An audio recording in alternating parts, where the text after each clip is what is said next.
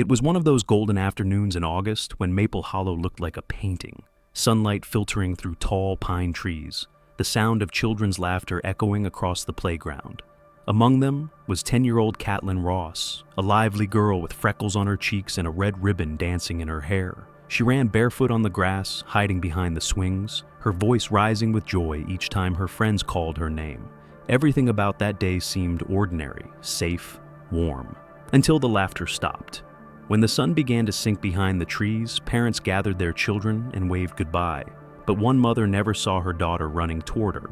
Caitlin's backpack lay neatly under the swing, her ribbon caught on a low branch near the forest edge. Her mother, Laura Ross, felt a chill crawl down her spine. Within hours, police arrived, their flashlights slicing through the thickening night. Volunteers formed search lines. Dogs barked in the darkness. The air smelled of damp earth and fear. Yet no one found a trace. By midnight, the once cheerful park had turned into a scene of confusion and whispered prayers.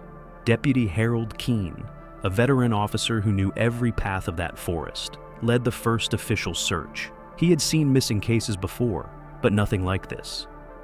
"She couldn't have just vanished," he murmured, his eyes scanning the tree line. Every footprint, every shadow, every broken branch was studied. Still, there was nothing. No signs of struggle, no trail to follow, just silence. The next morning, posters went up all over town. A smiling girl with a gap-toothed grin stared back from every lamppost. Missing, Caitlin Ross, age 10. The whole community joined in. Neighbors, strangers, reporters. Hope was loud in those first days, but fear grew louder. A white van had been seen near the playground that afternoon. No one knew who it belonged to. Some said they saw a man smoking inside, wearing a dark cap. Others couldn't remember at all. What remained was the echo of a child's laughter fading into the forest, and a mother standing alone beneath the pines, calling a name that the wind carried away. That night, Maple Hollow refused to sleep. The glow of flashlights moved like fireflies between the trees as dozens of volunteers combed through the forest, calling Caitlin's name. The police set up their base in the old gymnasium, where maps of the area were pinned to the walls, each circle drawn in red ink, marking another failed search zone. Hot coffee, trembling hands, and sleepless eyes filled the room. For Laura Ross, every passing minute felt like a lifetime. She sat wrapped in her daughter's favorite jacket, whispering, "You'll come home soon, sweetheart." By dawn, the media arrived. Reporters from Portland and Seattle crowded the park, cameras capturing every tear, every flicker of hope.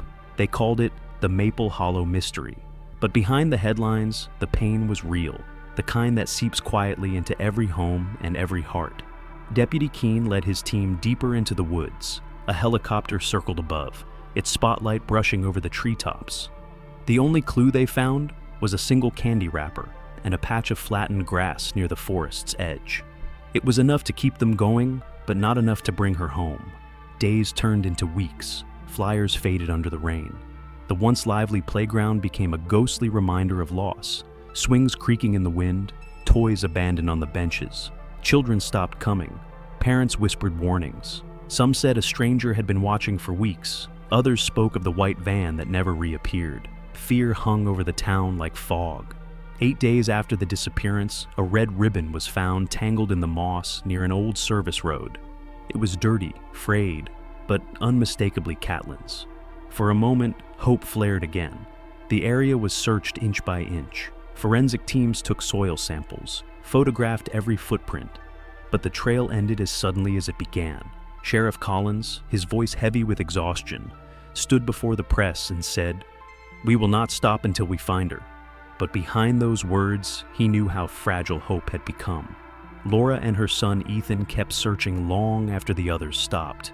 They walked the forest paths every evening, posting handmade signs that read, "Please help us find Caitlin." The town slowly returned to its routines, but the Ross family lived in an endless twilight between hope and despair. Each rustle of leaves sounded like her footsteps, each distant cry like her voice. And as the years passed, the story of the little girl from Maple Hollow faded from the news. But not from the hearts of those who once called her name into the dark. 8 long years had passed since Caitlin Ross disappeared. The posters were gone, the news crews had moved on, and Maple Hollow had learned to live with the silence that followed her name. The playground was now overgrown with weeds. The old swing set creaked in the wind, as if haunted by the laughter it once held. Only a few still remembered. Among them, Laura Ross, who never stopped walking the path to the forest. It was early spring when a young couple, Emily and Ryan Mitchell, moved into a weathered house on the edge of town. It had been empty for years, the kind of place that seemed to breathe history and dust. They bought it cheap, ignoring the locals' quiet warnings about bad energy and strange noises at night. To them, it was a fresh start, a place to build a future. On the second weekend after moving in, they began to clean. Emily swept layers of dust from the wooden floors, while Ryan pried open old windows sealed with paint. The air smelled of mildew and forgotten memories. They laughed about it, teasing each other, dreaming of what the house could become. But laughter would not last long. On Sunday afternoon, as the sunlight streamed through the front window, Emily noticed something strange. A patch of wall behind an old wardrobe that didn't match the rest. The plaster looked uneven, the floor beneath it slightly sunken. "Ryan," she called, her voice uncertain. "Come here a second." He examined the wall, tapped it gently, and heard a hollow sound. "There's something behind this," he said quietly. They moved the wardrobe aside, revealing a faint outline of a small sealed metal door. The handle was rusted, and a faint metallic smell leaked from the cracks. The air grew colder. Ryan fetched a flashlight and a hammer. With every hit, dust fell like ash. When the lock finally gave way, the door creaked open, releasing a breath of stale air that had been trapped for years.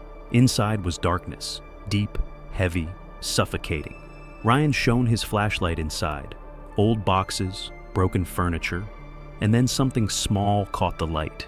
It was a child's shoe, pale blue, scuffed, the kind that could only belong to a little girl. Emily covered her mouth, tears welling up in her eyes. "Ryan, that's a child's shoe." Within an hour, the house was surrounded by police cars. For the first time in 8 years, Maple Hollow trembled again, because the truth that had been buried was finally about to surface. When the police arrived, the old house on Cedar Lane was bathed in flashing blue and red lights. Sheriff Collins, now grayer and slower than before, stepped through the door with a quiet heaviness. He had been there the night Catelyn disappeared. Seeing that shoe brought it all back. The searchlights, the cries, the unanswered questions. He knelt beside the small, dust-covered shoe and whispered, "It's hers." The forensic team moved carefully, photographing every inch of the narrow, hidden room. The space was barely 6 feet wide, sealed from the inside decades ago. The air was damp, thick with mold, and something far heavier, the weight of time. On the floor lay a crumbling mattress, a rusted flashlight, and pieces of cloth so old that their colors had long faded. But it was the drawings on the wall that broke everyone's composure. Crude little sketches drawn in a child's hand, stick figures holding hands under a sun, a crooked house, a girl with red hair. Underneath one drawing, written in faint, shaky letters, "Mom, I want to go home." Emily stood by the doorway, pale and silent. She couldn't look away. The realization of what they had found made her tremble. Ryan wrapped an arm around her shoulders as the sheriff ordered everyone to step back. "Seal this entire floor," Collins said. "No one touches anything until we know exactly what this is." By midnight, lab vans lined the narrow road outside. The news spread like wildfire. After 8 years, the Ross case had resurfaced. Forensics confirmed that the hair strands found in the room matched Catelyn's DNA. The town that had long stopped whispering her name now said it again, in shock, in disbelief, in grief renewed. Records showed that the house had once belonged to a man named Daniel Harker, a local handyman who had done maintenance work at the Maple Hollow playground during the summer Catelyn vanished. He had left town abruptly after a fire destroyed his workshop, never to return. Investigators revisited his history. He was quiet, polite, the kind of man neighbors barely noticed. But old records placed him near the park the day Catelyn disappeared. Photos found in a dusty storage unit showed him working near the swings, smiling faintly beside children he was fixing toys for. One photo stood out, a blurry image of a red-haired girl on the slide. The discovery sent a chill through Maple Hollow. The quiet handyman, gone without a trace, now loomed over the town like a ghost. Sheriff Collins stared at the photograph for a long time before saying, "He didn't just fix things here, he built this." For the first time, there was a name.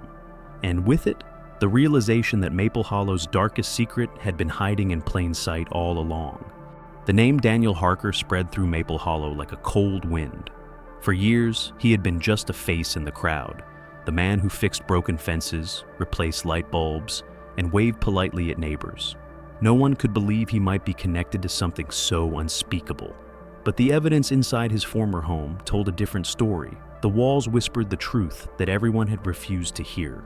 While forensic teams continued to search the hidden room, detectives uncovered a box in the attic, its contents sealed with dust and fear.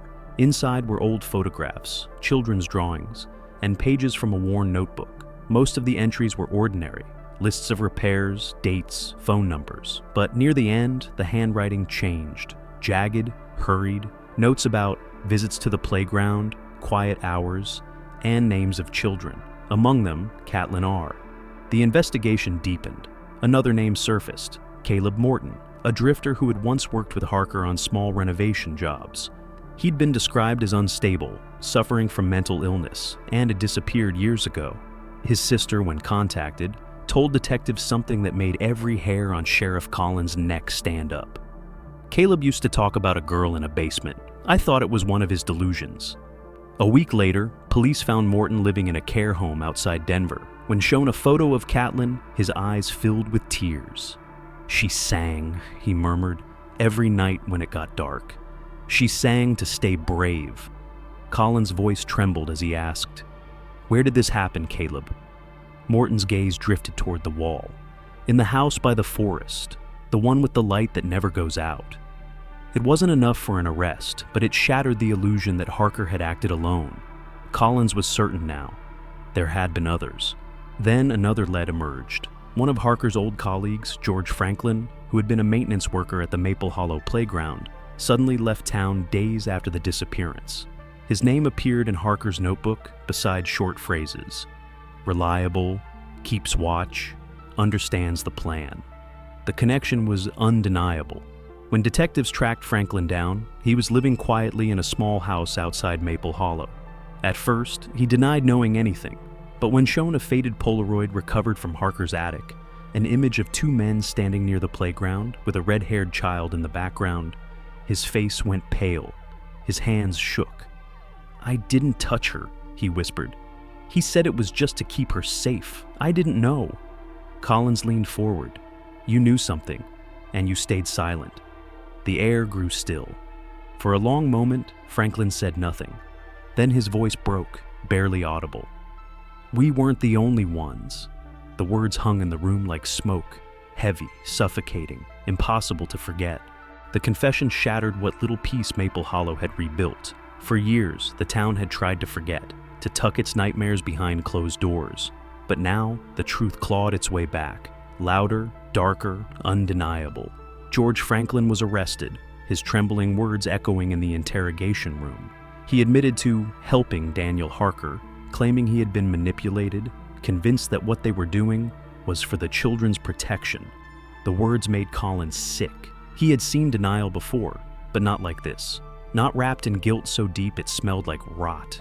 Franklin led investigators back to the old house, guiding them to a second, almost invisible passage hidden behind a false wall in the basement. Dust swirled in the flashlight beams as the sheriff and his team pushed through. The corridor was narrow, suffocating, lined with decaying wood. At the end stood a small door, half buried in debris. When they forced it open, a faint metallic clink echoed, the sound of a chain brushing against the floor. Inside lay fragments of fabric, a cracked mirror, and a child's notebook with faded pages. One sentence was still legible. "If I stay quiet, he can't hear me." The silence that followed was unbearable. Every officer in that room felt it. The weight of years, the cries that no one had heard. Collins knelt beside the notebook and closed his eyes. For the first time in decades, he allowed himself to grieve. The case exploded across national headlines. The Maple Hollow House of Shadows, they called it. Franklin faced multiple charges: complicity, obstruction, neglect. But no sentence could match the horror that had already been done. When asked why he stayed silent, he simply whispered, "Because Harker wasn't the only one. There were others. People who looked the other way." That statement changed everything. Detectives reopened old files, connecting missing children from nearby towns. Some dates matched Harker's work records, others led nowhere. But the pattern was there, a web stretching far beyond one man's madness. For Laura Ross, the truth was both salvation and agony. She had her answers, but at a price too cruel to measure. She kept her daughter's drawings framed in a small room, lit by a single lamp. Every night, before sleeping, she'd whisper, "You're safe now, baby." Sheriff Collins retired months later. On his last evening, he stood outside the abandoned playground. The red ribbon still hung on the fence, faded but unbroken. As dusk fell, a faint glimmer flickered from the old house through the trees, a soft, golden light, like a flashlight turning on for just a moment. He watched it fade into the dark and whispered, "The light never dies, it just waits to be found." And with that, Maple Hollow fell silent once more. Not because it had forgotten, but because some stories never truly end.